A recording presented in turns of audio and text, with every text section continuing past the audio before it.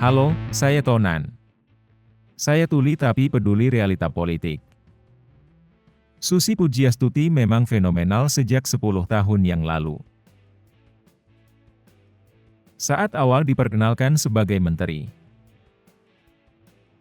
dia langsung jadi perhatian publik. Karena pembawaannya yang tidak bersikap elit.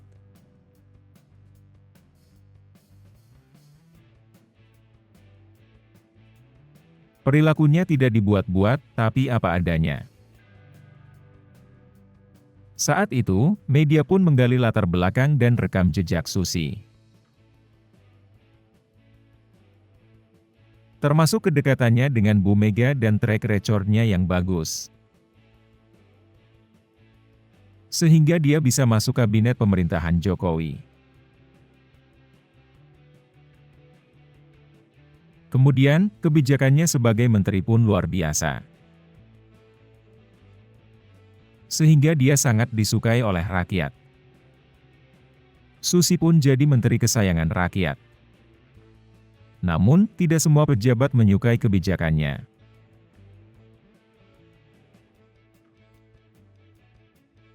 Sehingga dia tidak masuk lagi di kabinet untuk periode kedua. Ya, Jokowi tidak mengangkatnya jadi menteri lagi. 5 tahun telah berlalu. Kini, Susi digadang-gadang untuk jadi calon gubernur. Dalam seminggu ini, namanya kembali tenar di kancah politik. Kalau Susi kembali tenar, siapa yang bakal tenggelam?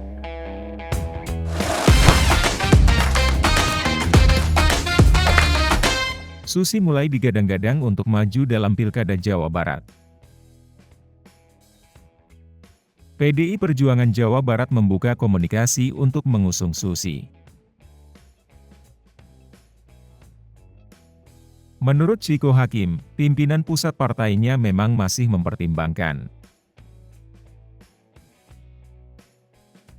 Namun, juru bicara PDI Perjuangan itu mengatakan pilkada jadi semakin menarik.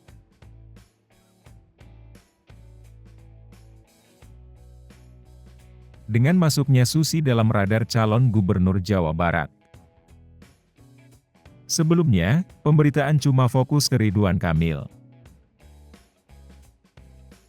Karena nama Ridwan Kamil selalu teratas di hasil survei untuk Jabar. Namun, Ridwan Kamil juga punya banyak kelemahan. Yang selama ini dikritik oleh warga Jawa Barat selama dia gubernurnya.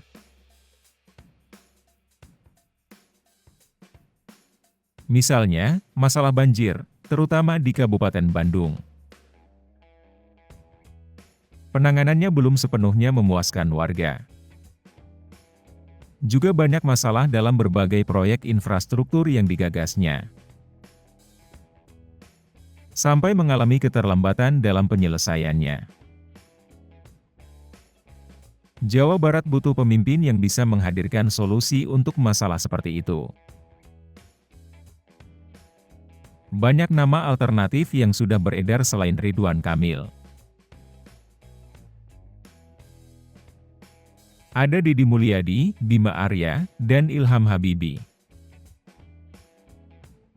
Namun, elektabilitas mereka masih jauh di bawah Ridwan Kamil. Kini, Susi dianggap figur yang potensial untuk bersaing dengan Ridwan Kamil. Susi tidak kalah populer dan punya kedekatan tersendiri dengan warga Jawa Barat. Sehingga perhelatan pilkada ini jadi lebih menarik. Menjadi lebih menarik seiring dengan munculnya dukungan dari arus bawah.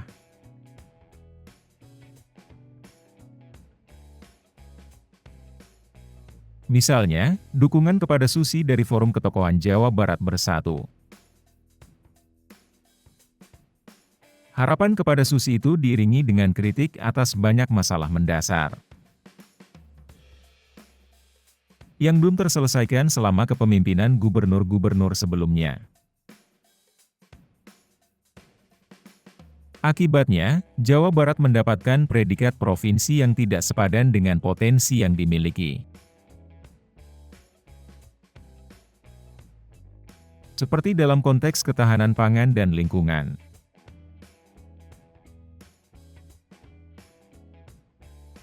Menurut mereka, masalah itu tidak tuntas karena pemimpinnya tidak punya ketegasan.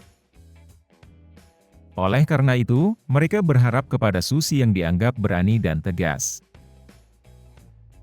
Setiap wilayah di Indonesia memang memiliki tantangan tersendiri untuk berkembang. Juga ada persoalan-persoalannya yang khas.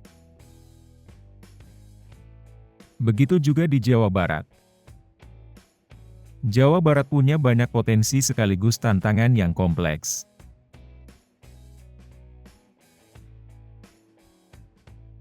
Misalnya, wilayah utara sangat berbeda dengan wilayah selatan. Sehingga ada ketimpangan pembangunan di antara kedua wilayah itu.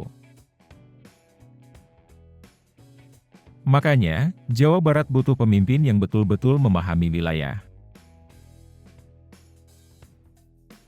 Persoalan lainnya seperti akses dan kualitas pelayanan kesehatan. Di sektor lapangan kerja, ada 42 industri tekstil yang terancam tutup. Bahkan, yang sudah tutup juga banyak. Lalu, rencana pemekaran 9 calon daerah otonomi baru. Jadi, harus ada pemimpin yang benar-benar punya kemampuan untuk menangani semua persoalan itu. Jawa Barat butuh pemimpin yang solutif dan tegas.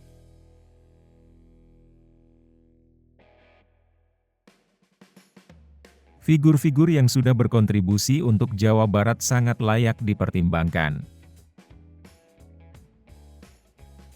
Nah, figur Susi sebagai tokoh yang tegas bisa dioptimalkan untuk mencari simpati pemilih. Ketokohan Susi juga dinilai dari kinerja positifnya selama jadi menteri. Susi juga memahami sisi kearifan lokal dan kebudayaan. Dia memiliki kepekaan terhadap nilai-nilai budaya dan tradisi setempat. Namun, potensi mengusung Susi masih tergantung dinamika elit politik. Pimpinan PPP Jawa Barat mengaku menginventarisasi figur-figur potensial.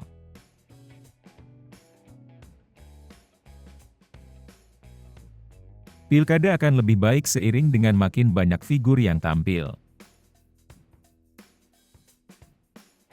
Demikian kata PLT Ketua DPW PPP Jawa Barat PPP Saepul Hidayat. Mereka ingin menampilkan figur calon pemimpin yang mampu menghadirkan gagasan dan terobosan untuk menyelesaikan tiap-tiap persoalan. Menurut PPP, solusi itu hal terpenting, bukan sebatas menang atau kalah. Tonan setuju, bukan masalah menang kalah yang harus diperhatikan. Tonan juga setuju, pemimpin harus tegas dan solutif. Kalau ada yang tidak setuju, kita tenggelamkannya.